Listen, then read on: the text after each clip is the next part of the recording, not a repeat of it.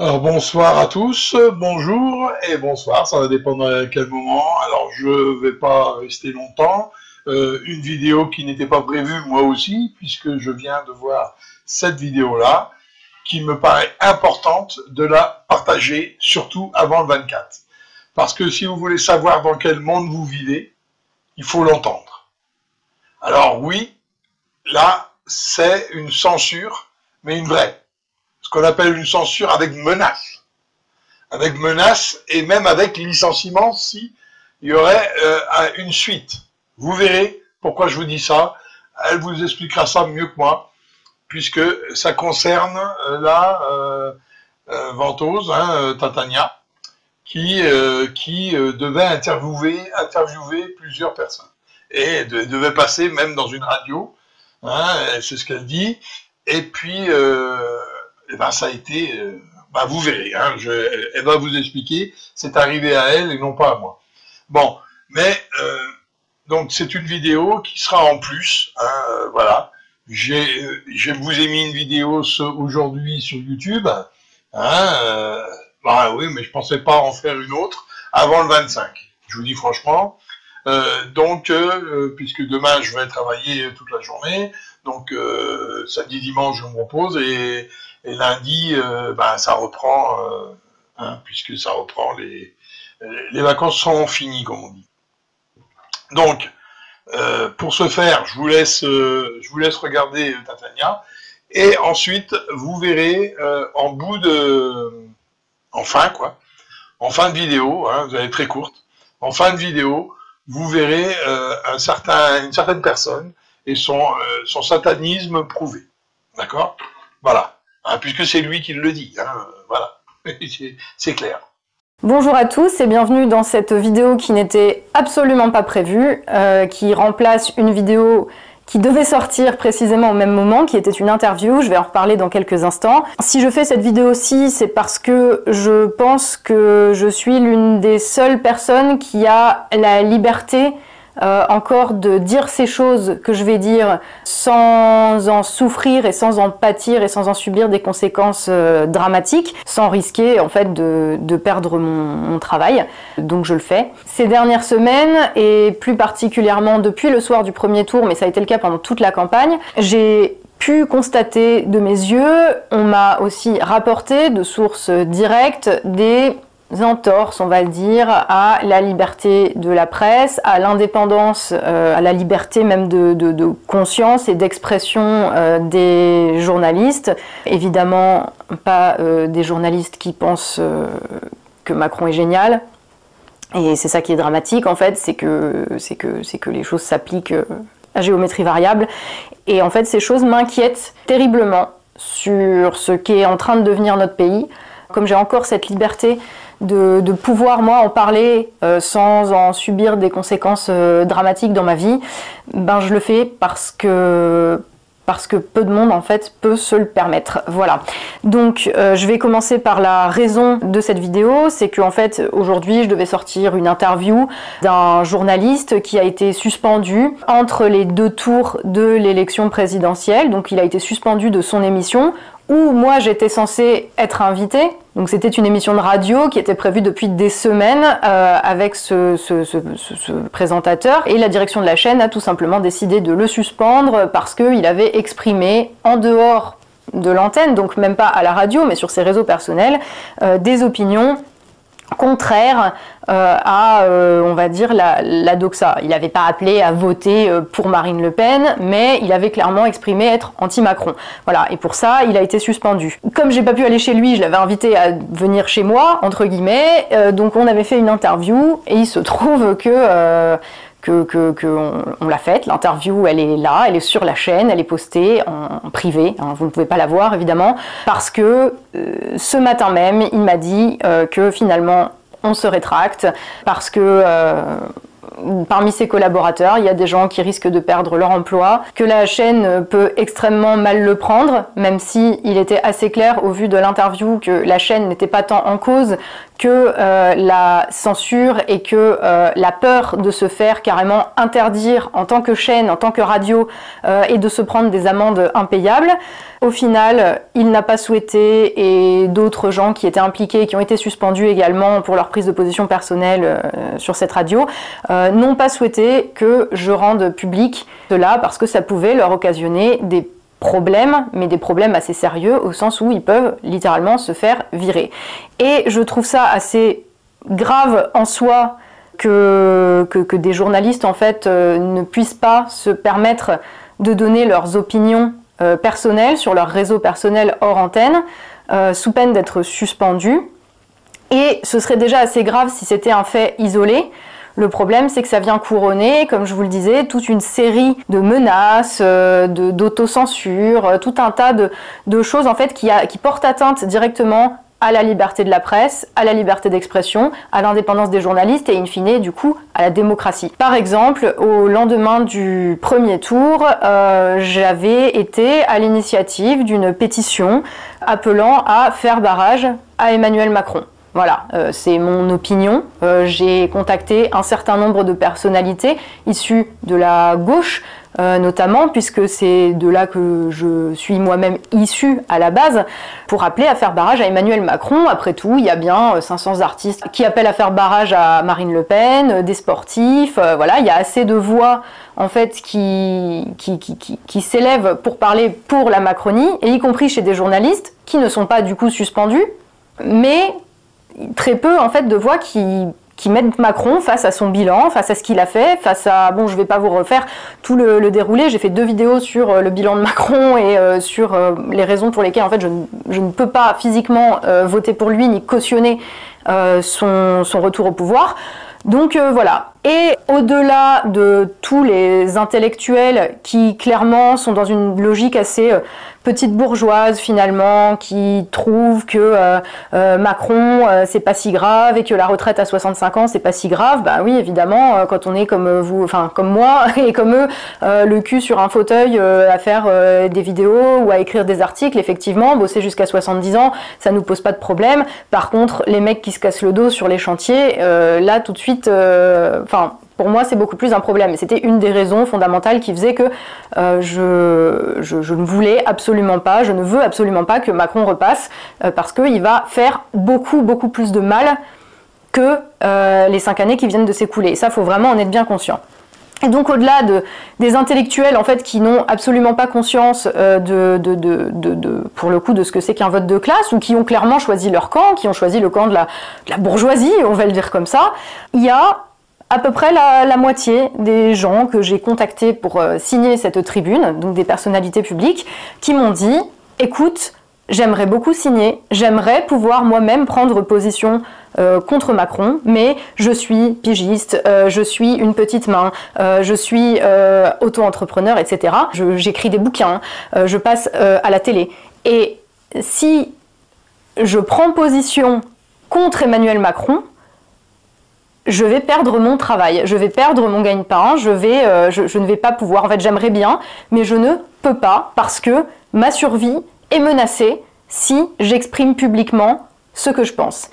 Et je comprends totalement, vous voyez, je ne vais pas mettre un signe égal entre ces personnes-là qui disent « je ne pourrai plus survivre si jamais je prends position contre Macron » et ceux qui me disent « non mais moi je m'en lave les mains, de toute façon c'est pareil, rien ne me satisfait, etc. » C'est vraiment ces deux profils totalement différents de gens. D'ailleurs, les premiers sont surtout des gens qui sont qui font partie des techniciens ou des petites mains, voilà, comme je vous le disais. Et les autres sont souvent les plus médiatisés et ceux qui se donnent aussi beaucoup des airs de dissidents, qui viennent parler de souveraineté, de machin. Et puis quand il faut prendre position et quand il faut ouvrir sa bouche, là, il n'y a plus personne. Mais c'est pas grave. Donc, tant bien que mal, sur cette pétition, on avait réussi à rassembler quand même quelques signatures, et le journal dans lequel on aurait voulu que ce soit publié, eh bien, a refusé aussi, au prétexte qu'il ne souhaitait pas publier d'appel entre les deux tours, d'appel qui prenait position, voilà, qui appelait à voter, etc. Ce qui ne les a pas empêchés quand même de faire des articles tous les jours pour expliquer quand même que Marine Le Pen n'était pas dans le camp des classes populaires et qu'Emmanuel Macron était peut-être pas si mauvais que ça. Et ce journal, vous le connaissez sans doute, c'est Marianne. Et ce même Marianne, vous voyez, je vous parlais à l'instant de la distinction qu'il faut bien faire entre les petites mains, les gens qui sont littéralement des ouvriers en fait du journalisme et qui bossent pour les quelques gars qui prennent les décisions et qui sont complètement décalqués. Eh bien, il y a avant-hier, j'ai vu que la Société des rédacteurs de Marianne, ce même Marianne, a publié un communiqué officiel, là, je vais vous afficher à l'écran, où il dénonce l'ingérence du principal actionnaire, M. Kretinsky, ça s'invente pas, qui a imposé un changement de couverture. En tout cas, c'était ce que les journalistes de la Société des rédacteurs de Marianne a dénoncé dans ce communiqué. D'ailleurs, on voit très bien là le changement, pas juste de mots, c'est que ça change complètement le sens de la couverture. Donc la couverture qui était censée sortir juste avant le second tour, tirez-en les conclusions que vous voulez. Et là-dessus, le lendemain, Natacha Polony elle-même, donc la chef, la grande chef de Marianne, publie un communiqué pour expliquer que c'est bien une décision de la direction de Marianne contre l'avis des rédacteurs. On pense absolument ce qu'on veut d'Emmanuel Macron, de Marine Le Pen, de leur programme ou de leur absence de programme. Il n'empêche que ça vient se télescoper, ça vient se mettre dans un contexte où il y a quand même un rouleau compresseur médiatique en faveur de Macron, où on est poussé de manière vraiment pas du tout subtile à voter Macron en fait, comme on a été poussé de manière pas du tout subtile à voter pour le traité constitutionnel européen en 2005, et auquel les Français d'ailleurs ne se sont pas laissés avoir et ils ont dit non. Et dans cette offensive médiatique, on voit bien que, étrangement, ne sont pas suspendus les journalistes qui, ouvertement, sur leur réseau, appellent à voter pour Emmanuel Macron. Ne sont pas suspendus d'antenne, ni les philosophes, ni les éditorialistes, ni tous ceux qu'on voit sur les plateaux à longueur de journée. Bref, je voulais vous expliquer déjà pourquoi la vidéo qui était promise ne sortira donc pas, parce que cela peut mettre à la fois en danger de se faire virer des gens qui travaillent et qui ont besoin de ça en fait pour vivre et pour payer leur loyer, parce que cela peut mettre en péril également toute une station de radio qui est quand même relativement connue, c'est pas radio underground que personne connaît, c'est une grosse radio qui fait de l'audience. C'est bête, mais étant donné que je ne suis pas tenue, moi, par les cordons de la bourse, par ces gens-là, on va pas me virer de ma chaîne YouTube. Si, ils peuvent supprimer ma chaîne, ils peuvent supprimer mes comptes sur les réseaux sociaux, ils peuvent le faire. De toute façon, s'ils veulent le faire, ils le feront.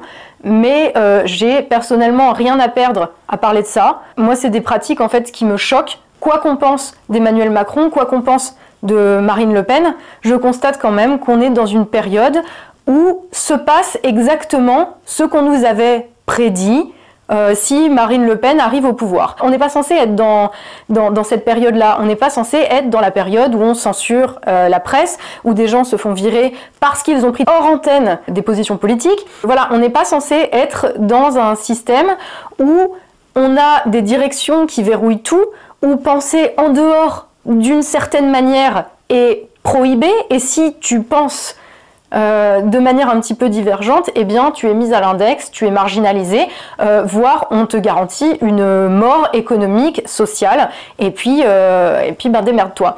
Donc voilà, je souhaitais vraiment alerter sur cette question-là, que personne n'a l'air vraiment de relever, et je pense savoir pourquoi, parce que ceux que cela impacte ne le peuvent pas, et ceux qui prennent ces décisions-là et qui décident de s'auto-censurer, machin, bah, ce sont finalement des gens qui ont un intérêt à ce que Macron continue d'être réélu ad vitam aeternam.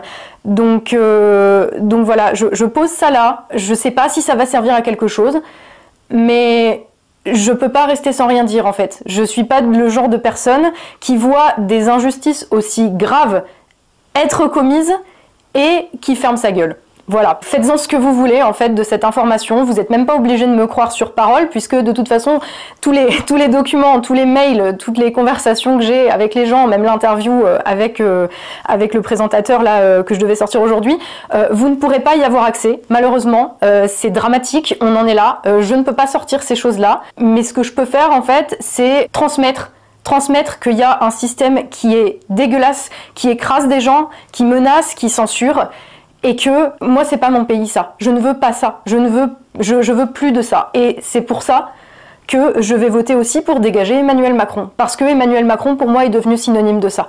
Et si vous avez du mal à me croire parce que vous vous dites oui tous les journalistes on les met dans le même sac etc. Mais repensez en fait à la manière dont on traite les gilets jaunes par rapport à la manière dont on traite certains porte-parole prétendument du peuple qui viennent à la télé. Et vous voyez la différence, et ben c'est pareil chez les journalistes en fait. Et je suis désolée en fait, ça me rend malade. Je veux plus de ça dans mon pays. Voilà, je sais même pas comment conclure cette vidéo. Essayez de garder l'esprit clair, essayez de rester lucide en fait sur ce qui se passe. Et puis de toute façon, bah comptez sur moi pour ouvrir ma gueule jusqu'au bout. Et puis si ça me fait fermer, bah vous saurez pourquoi. Bon, je vais rien rajouter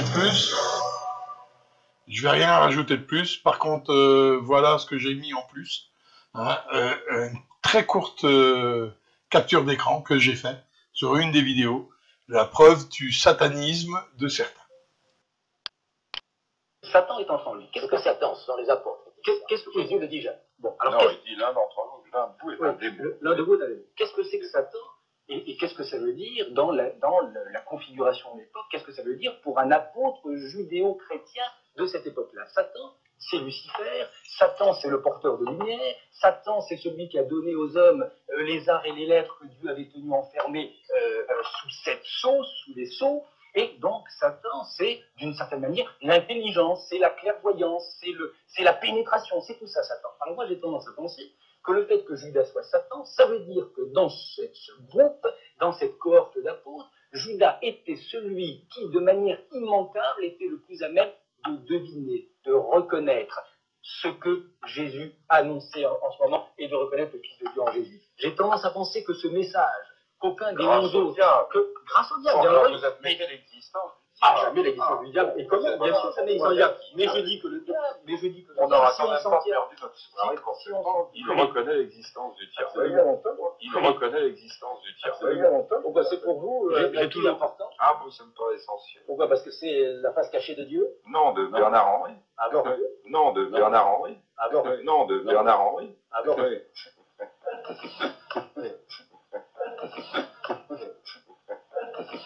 c'est que justement, à cause de cette identification à Satan, moi j'ai tendance à penser que Judas était celui qui avait le mieux entendu et le mieux reconnu, qui était capable de reconnaître à des kilomètres cette identité nouvelle de ce nouveau Messie qui n'avait pas grand-chose à voir au Messie ancien. Les autres apôtres, ils l'appellent le fils de David. Fils de David, ça n'a aucun sens pour le Christ, j'imagine. Judas était celui qui avait deviné en lui et derrière le fils de David ce nouveau Messie, ce fils de Dieu, ce fils de l'homme, comme il l'a fait aux chrétiens.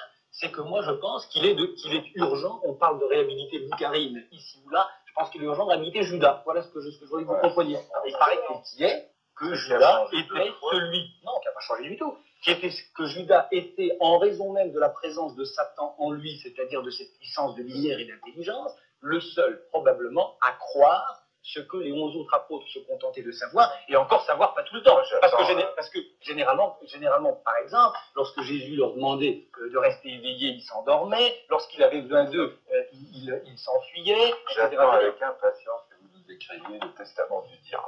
Hein? Ça, ce sera un livre.